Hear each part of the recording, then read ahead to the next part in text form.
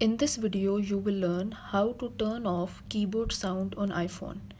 Keyboard sound means that when you type on your keyboard any text message, then your keyboard makes noise of clicks. So if you want to turn it off, the process is really simple. For this, you have to open settings on your iPhone.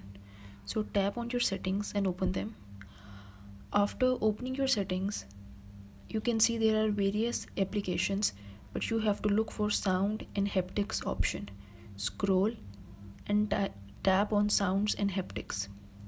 So by opening sounds and haptics menu, scroll down till the end, and here you can see the third last option is keyboard clicks. My option is already turned off, so if you want to turn it off, tap on it and turn it off. If you find this video helpful, then please like, share and subscribe before leaving. Thanks.